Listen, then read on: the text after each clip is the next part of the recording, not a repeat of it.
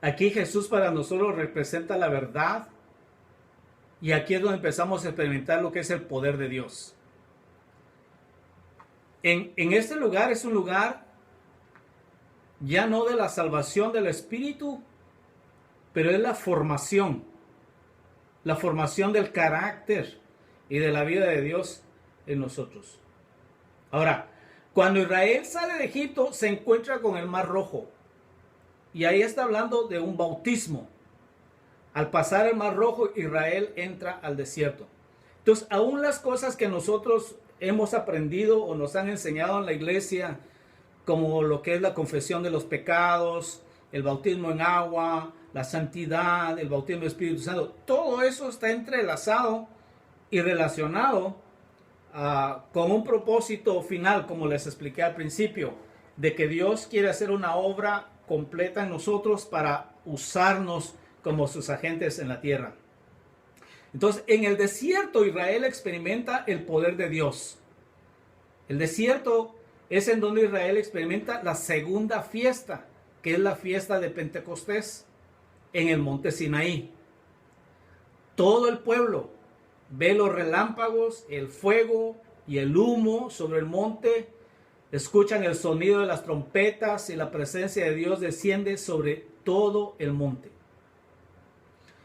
Ahora, lastimosamente, el pueblo, cuando ve toda esta manifestación, en lugar de acercarse a Dios, sale corriendo y se queda solo Moisés con algunos de los sacerdotes. No sé si han estudiado eso, pero eso está en el libro de Éxodo capítulo 19, cuando lo pueden tomar el tiempo para estudiarlo más despacio. Si ustedes se dan cuenta, en el capítulo 19, el Señor a través de Moisés les habla al pueblo y le dice, si ustedes escuchan mi voz y cumplen mis mandamientos, ustedes serán mi especial tesoro sobre toda la tierra y serán mis reyes y sacerdotes en la tierra. Entonces, muchas veces, y eso se lo quiero decir como algo que yo creo que les va a ayudar a ustedes a nivel personal. Muchas veces Dios nos muestra a nosotros el producto final de lo que nosotros vamos a llegar a ser. Y nosotros nos emocionamos tanto cuando Dios nos usa al principio. Y vemos las sanidades y vemos el poder y de repente como que nos quedamos sin gasolina. Se nos acabó el fuego y comienzan las pruebas y comienzan las luchas y no entendemos qué es lo que está pasando. Casi en la mayoría de los casos, si no es que siempre, Dios nos muestra primero lo que Él va a hacer a través de nosotros cuando Él ya haya terminado su obra en nosotros. Y después empieza el proceso de transformarnos. Y ahí es donde nos quedamos estancados. Y no entendemos por qué. ¿Se acuerdan cuando ustedes apenas si le hablaban a Dios y Dios lo hacía todo lo que ustedes le decían? Cualquier cosa que ustedes pedían, ¡pam!, Dios lo hacía. Y ustedes decían, no hombre, esto del cristianismo está bien bueno. Y ahora le piden como 20 veces y el Señor como que no oye.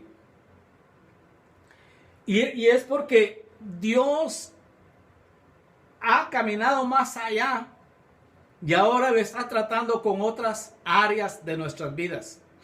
Yo me recuerdo en un tiempo en que yo visité algunos países. Me acuerdo que estaba en una iglesia bautista donde el Señor de 100 personas a 99 sanó instantáneamente. Y es una iglesia bautista, pues, que no se cree en el mover de Dios. Nada. A Dios no le importó, Dios se metió ahí, Dios hizo de todo. Y para ponerle punto final, llamamos a la gente y el Señor los bautizó con el Espíritu Santo.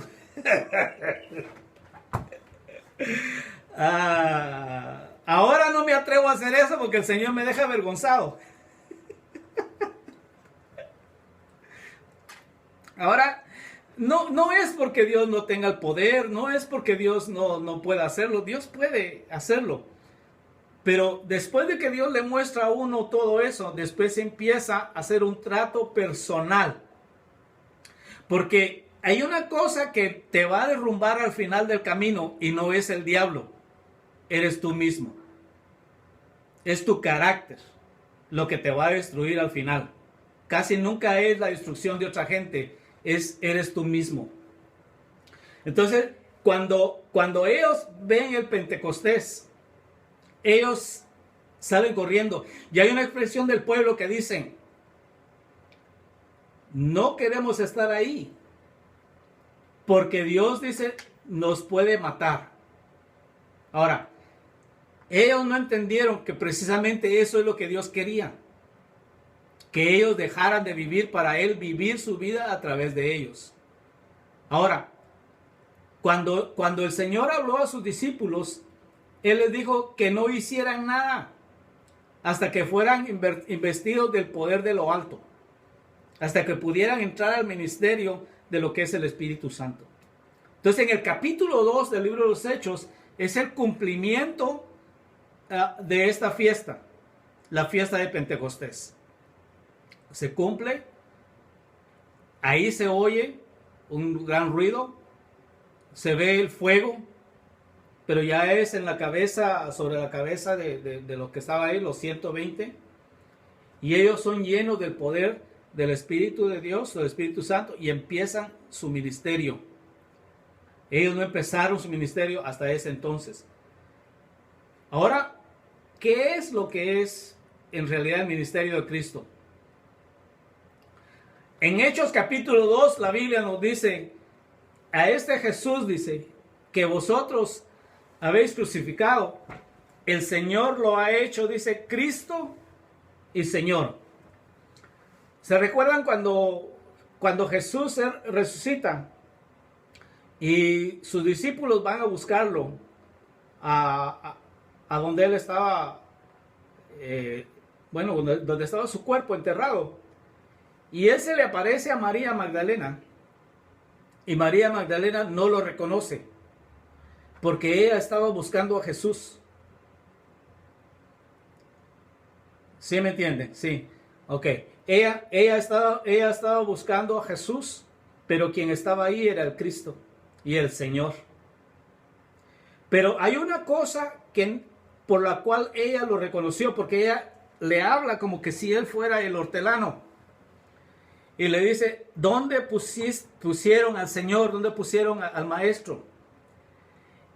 Y entonces el Señor le habla y le dice, María.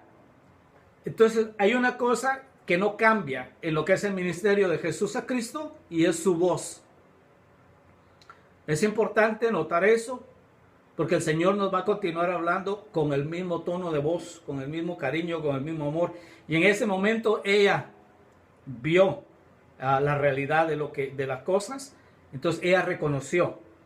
Pero en Hechos 2 dice que el Señor le cambió su ministerio. Ahora ya no es Jesús. ¿Por qué? Porque Jesús ya cumplió las últimas palabras alguna de las últimas palabras del Señor en la cruz del Calvario. Dice, consumado es.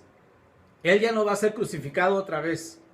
Él ya no va a nacer como niño otra vez el 24 o el 25 de diciembre, sea cuando lo celebre la gente. Yo creo que a la gente le gusta la Navidad porque Jesús es chiquito. Pero Él es el Señor. Él es el Rey eterno. Entonces, en cuanto a lo que es el Cristo, es importante entender, en 1 Corintios 12 está la enseñanza de lo que es el Cristo. Ahí habla de miembros del cuerpo.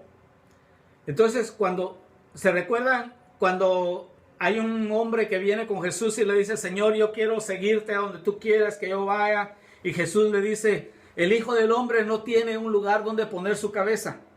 Entonces casi siempre oímos del púlpito, entonces, ay, pobrecito Jesús, no tenía ni almohada, ¿verdad? Pero lo que está hablando ahí es de que Él es la cabeza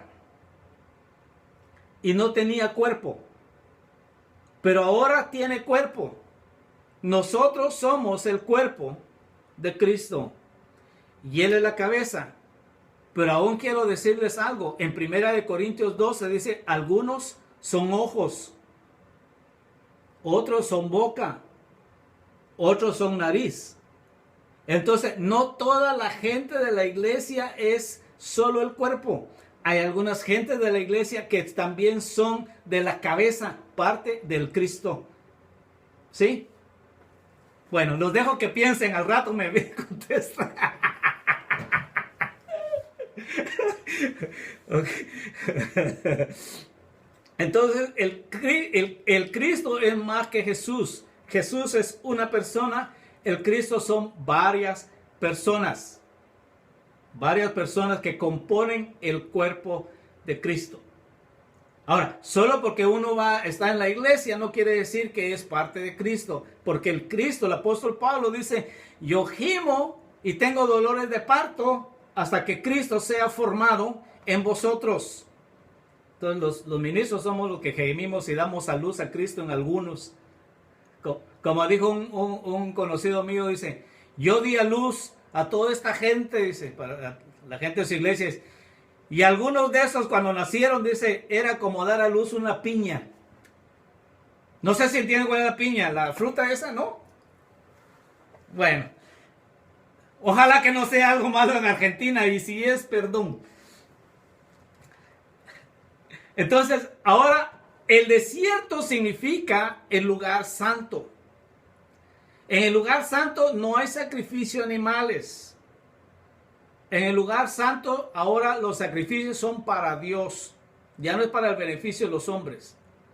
Ahora, esa es una transición que es bien difícil para la iglesia.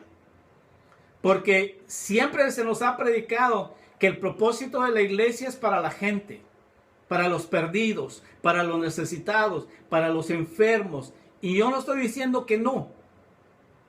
Pero si vamos a hacer la transición del lugar santo al lugar santísimo, la gente tiene que aprender a venir a servir a Dios en la iglesia, a ministrar a Dios, no solamente a recibir de Dios, sino que a ministrarle a Dios. Y esa es la razón por la cual en iglesias en que se predica este mensaje y se ejecuta este mensaje, mucha gente que está ahí solo por el beneficio propio se va y va a buscar otro lugar donde siempre le ponen manos y siempre le dan profecías bonitas. Dios te escogió desde antes de la fundación del mundo y el diablo te ha tenido, pero aquí dice el Señor, hoy te liberto. Bueno, y todas esas profecías falsas que nos han dado en el pasado, ¿verdad?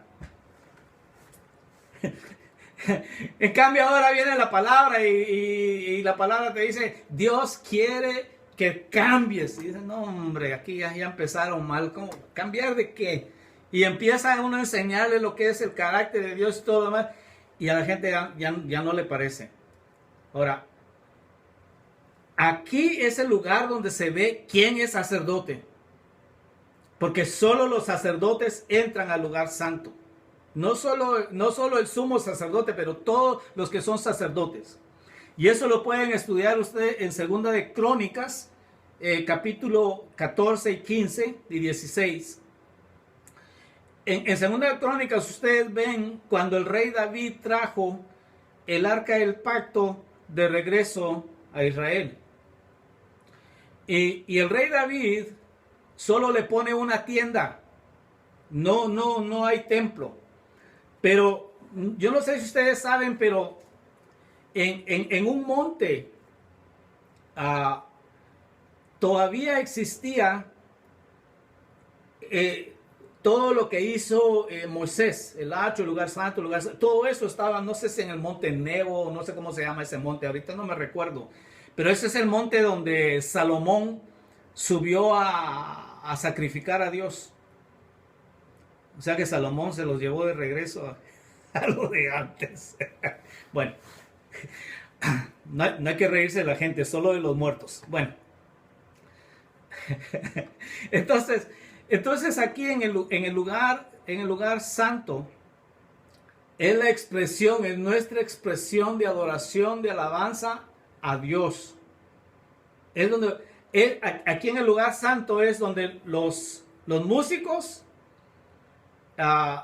y los, no sé cómo le llamen a ustedes ahí, pero en unos lugares le llaman salmistas, adoradores, pastor de música, pastor de adoración, bueno, tantos de esos nombres. Ahí es donde nos damos cuenta si esa persona ha entendido la verdad de Dios, porque ahora ya no canta para la gente. Yo me recuerdo que antes, bueno, hace mucho tiempo, ¿verdad? Iba a una iglesia y se paraba el que dirigía y dice, ¿qué corito quieren cantar, hermanos? Pues aquel de ¿cómo estoy inundado, me estoy ahogando? Porque es que se me toca, hermano. Bueno, pues vamos a cantar el corito que le toca al hermano.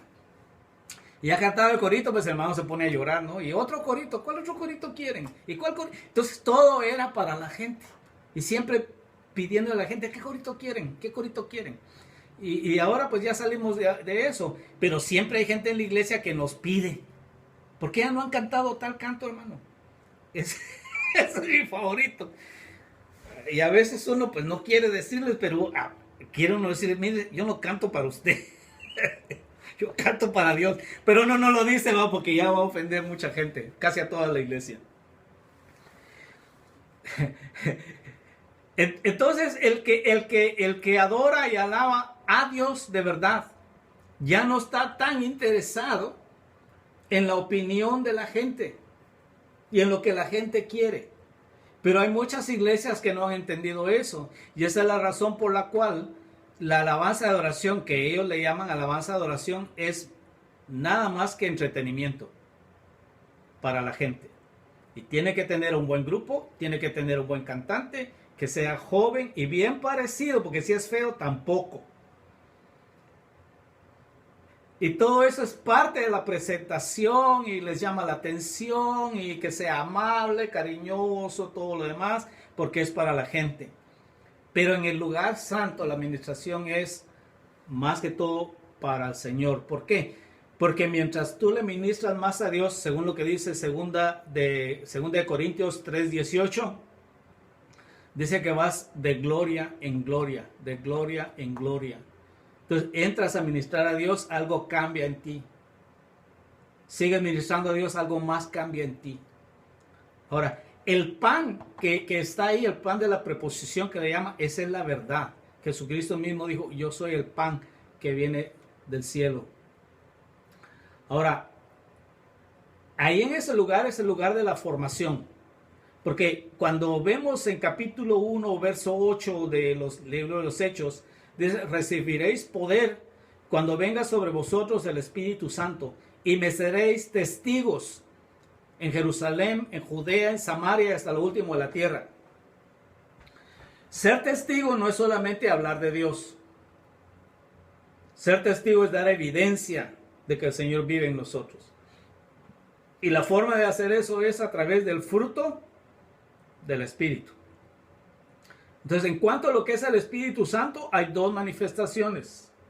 La manifestación del poder y la manifestación del Espíritu.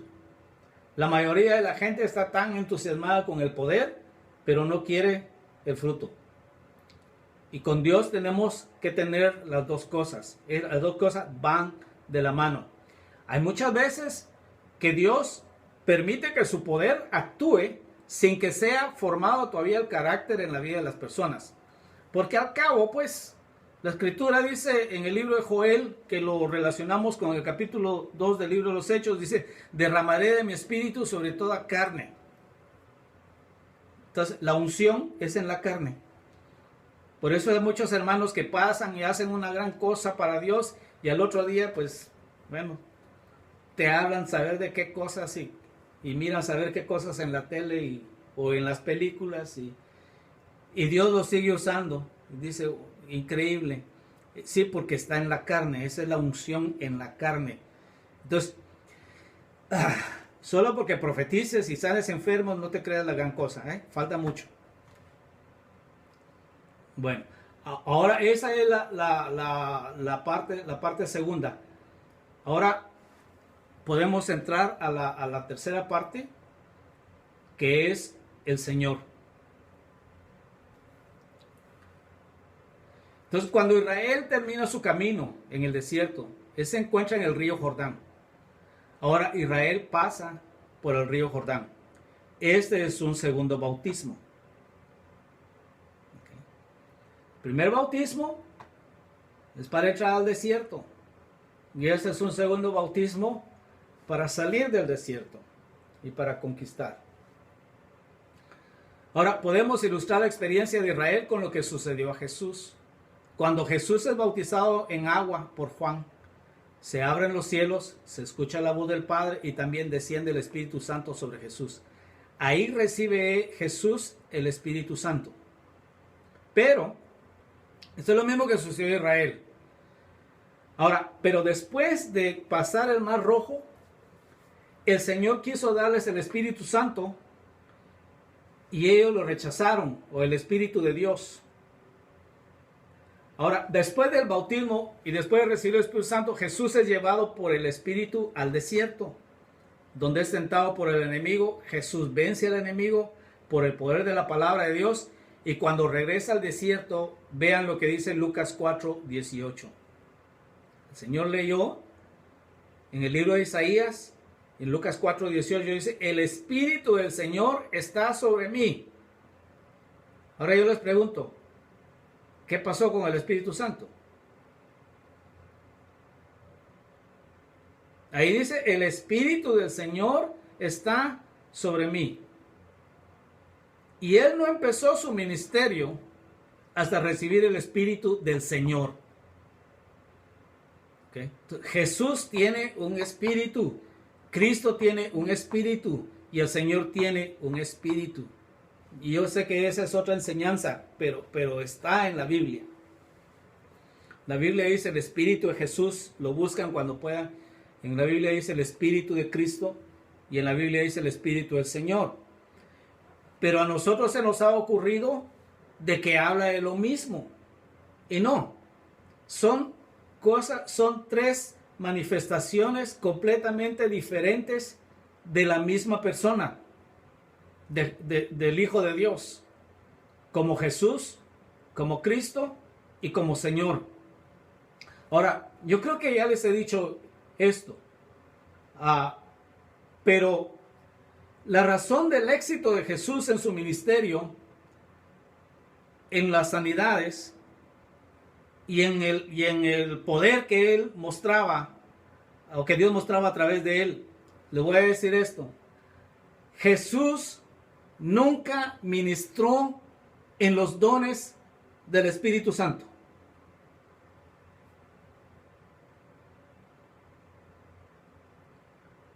Él nunca manifestó la palabra de sabiduría o la palabra de conocimiento. Y eso lo pueden encontrar en el libro de Isaías, capítulo 11, creo que es verso 2. Y ahí dice el espíritu de sabiduría, el espíritu de conocimiento. Entonces, el Espíritu Santo tiene dones, pero el Señor tiene 7 espíritus. Y eso, no sé ahorita el texto, pero yo sé que en el libro de Apocalipsis habla de los 7 espíritus del Señor. Y no se confundan, no, ay, ¿a quién le oro? No, no es nada de eso, es más que todo algo que yo creo que es una dimensión que Dios aún no ha descubierto en su plenitud. Pero yo sí considero que conforme vayamos llegando a un tiempo o a un punto en el calendario de Dios, vamos a entenderlo, pero no solamente entenderlo, vamos a experimentarlo. Okay. Entonces, en el libro de Juan, en el capítulo 1, ahí hay una completa disertación de Juan introduciendo al Hijo de Dios en la tierra. Y si se dan cuenta, en Juan 1:14 dice, y el verbo se hizo carne y habitó en nosotros. Entonces aquí está, esta es una representación exacta de lo que es la fiesta de las cabañas. o la fiesta de los tabernáculos. Es Dios en persona viviendo en el cuerpo de un ser humano. ¿Sí me explico? Muy bien. Y dice, y el verbo fue hecho carne y habitó entre nosotros y vimos su gloria, gloria como del unigénito del Padre, lleno de gracia y de verdad. Podemos decir entonces que Jesús ministró desde el lugar santísimo, porque aquí dice que ellos vieron su gloria y el lugar donde se muestra la gloria de Dios es en el lugar santísimo. Por eso es que si se recuerdan, hay varios textos en la Biblia que dice que el Señor se iba toda la noche a orar, a hablar con el Padre. Y en más de una oportunidad Él dice, yo no hago nada a menos de que haya visto al Padre hacerlo. Dice, yo no digo nada a menos que haya oído al Padre que Él lo dijo. Entonces, ¿de qué está hablando Él? ¿De qué está hablando Él? ¿Cuándo vio al Padre? ¿Cuándo oyó al Padre? El ministerio del Hijo de Dios en la tierra es un ministerio que Él tenía acceso al cielo y a la tierra. Y no vamos a hablar de eso, pero ese es el ministerio de Hijo de Hombre. Otro, sí. Es el ministerio, del Hijo del Hombre. ¿Se recuerdan cuando traen a Felipe a presentárselo a Jesús? Y dice, he aquí, dice, un israelita en el cual no hay engaño. Y dice, Señor, ¿de dónde me conoces? Te vi, dice, cuando estaba sentado allá en aquel árbol. Y él dice, ay, Señor, tú eres el Hijo de Dios. Y bueno, se emociona todo. Y él dice, desde ahora veréis al Hijo del Hombre en el cielo y en la tierra. El cielo no es solo un lugar. El cielo es una dimensión. Lo dejo ahí. Bueno, para que estudien lo que es el lugar santísimo, lo pueden estudiar en Hebreos del 8 al 10.